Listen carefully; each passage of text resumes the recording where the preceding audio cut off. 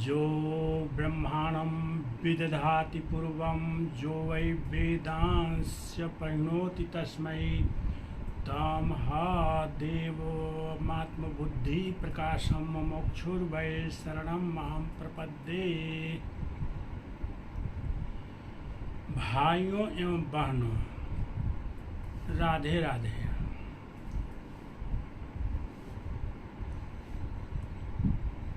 पहले प्रवचनों में यह चर्चा हो चुकी है कि भगवान भाव से ही ग्राह्य हैं।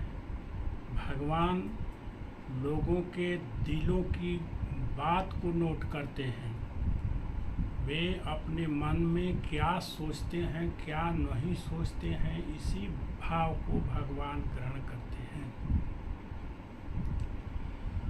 और इस सृष्टि में जो है सबसे सर्वोच्च भाव, महाभाव जिसको कहते हैं, महाभाव में गोपियाँ ही रहीं। और उन महाभावों को वर्णन करने में कोई भी समर्थ नहीं है, चाहे ब्रह्मा हो, चाहे विष्णु हो, चाहे महेश हो, चाहे बृहस्पति हो, चाहे सरस्वती हो, कोई भी उन भावों को वर्णन करने में समर्थ नहीं है। इसमें अब गोपियों के भाव के ऊपर मेरे ऊपर भगवान की जो कृपा हुई है उसी के अनुसार मैं कुछ वर्णन करने जा रहा हूँ। गोपियों में क्या भाव था, जिस भाव के चलते सृष्टिकर्ता अखिल ब्रह्मांड के मालिक भगवान गोपियों के साथ रास लीला करने के लिए तैयार हुए। अर्थात गोपियों के साथ भगवान डांस करने के लिए तैयार हुए। गोपियों के अंदर आखिर क्या भाव था, जिस भाव का वर्णन इस सृष्टि में कोई भी नहीं पहुंच सकता है, वर्णन कोई भी नहीं कर सकता है, और उस महाभाव तक पहुंचना तो बहुत ही मुश्किल है। रास लीला में प्रवेश करने के पहले हम इस पर विचार करते हैं कि गोपियों में आखिर भगवान क्या भाव देखे, जिस भाव के चलते गोपियों के साथ भगवान रास लीला करने के लिए तैयार हुए। भाइयों एवं बहनों, ब्रज की गोपियाँ जो है, कुमारी गोपियाँ गंगा में, जमुना जी में स्नान करने के लिए रोज सुबह जाती थी। वो सूर्योदय के पहले ही स्नान करने के लिए जमुना जी के अंदर प्रवेश कर जाती थी और अपने वस्त्रों को उतार कर निर्वस्त्र होकर वे जमुना जी में प्रवेश करती थीं। और नहाने के बाद गोपियाँ तट पर जो है बालू का कात्यायनी देवी की मूर्ति बनाकर पूजा किया करती थी और कात्यायनी देवी से मन में यही वर मांगती थी कि कात्यायनी महाभावे महाजोगिन अधीश्वरी, कात्यायनी महाभावे महाजोगिन अधीश्वरी, नंद गोप सुतम देवी पति में कुरुते नमः। हे देवी, हम लोग आपसे यही वर मांगते हैं, हे भद्रकाली, कि नंद जी के जो सूत हैं, पुत्र हैं श्री कृष्ण, वो हमारे पति बने। हम लोग उनको अपना पति बनाने के लिए ही आपकी पूजा कर रहे हैं। हम लोगों को बस यही आशीर्वाद चाहिए और दूसरा कोई आशीर्वाद नहीं चाहिए। इसलिए नंद गोप के पुत्र को अपना पति बनाने के लिए गोपियां जो है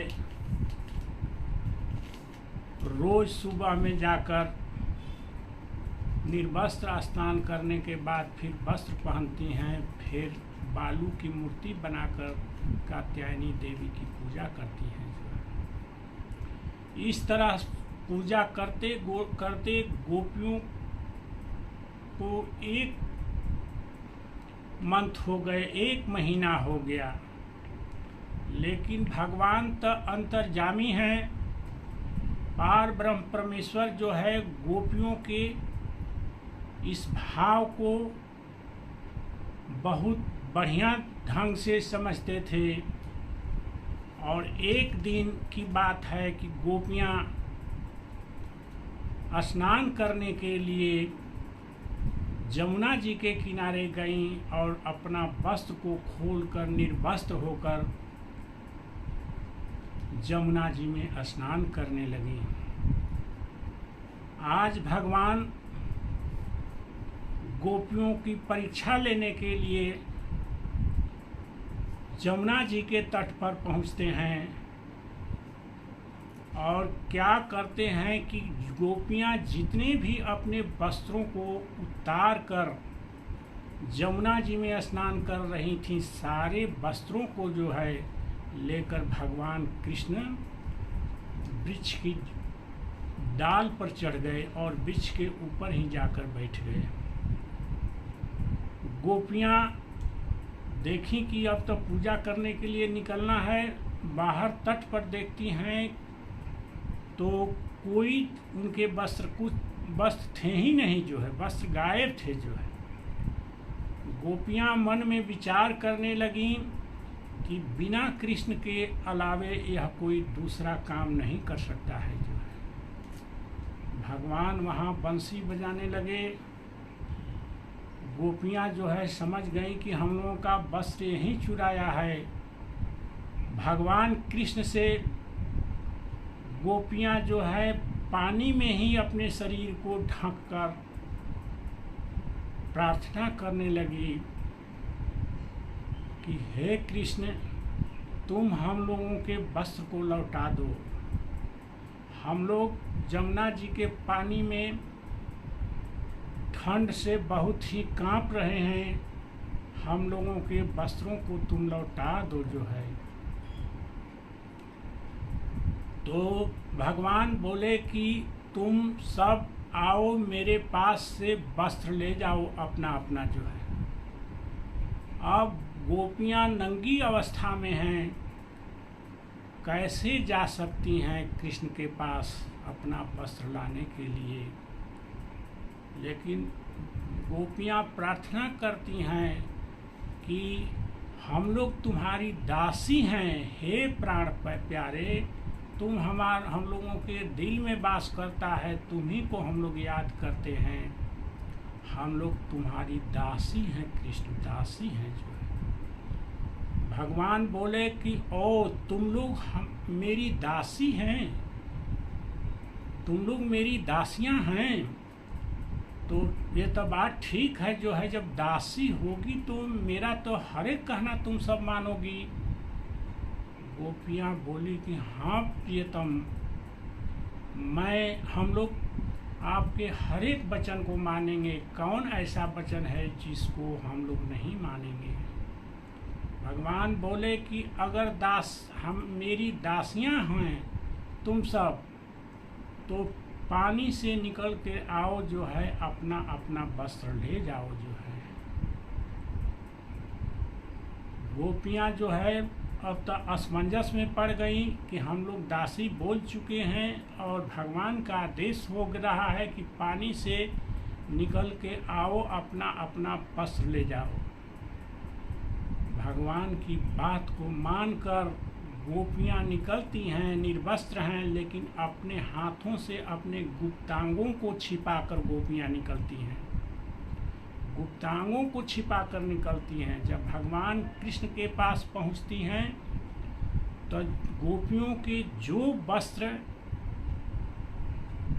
वृक्ष के डालों पर रखे थे, उन वस्त्रों को जो है भगवान उठाकर अपने कंधों पर रख लिए जो है, कंधों पर रख लिए जो है। वाह रे अखिल कोटि ब्रह्मांड नायक भगवान, जो जीवों के वस्त्रों को उठाकर जो है अपने कंधों पर रख रहे हैं, अपने कंधों पर रख रहे हैं। यह गोपियों का बहुत ही सर्वोच्च भाव था, जिस भाव के चलते भगवान भी उनके वस्त्रों को उठाकर अपने कंधों पर रख रहे हैं।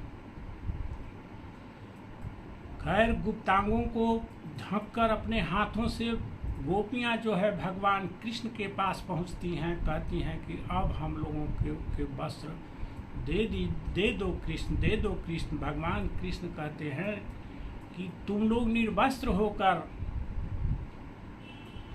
जमुना जी में स्नान किया है, इसलिए जमुना जी का भी श्राप तुम सबों पर लगेगा, और वरुण देवता जो जल के देवता हैं वो भी तुम सबों पर क्रोधित हैं। इसीलिए तुम सब एक काम करो कि पहले जो है अपना हाथ जोड़कर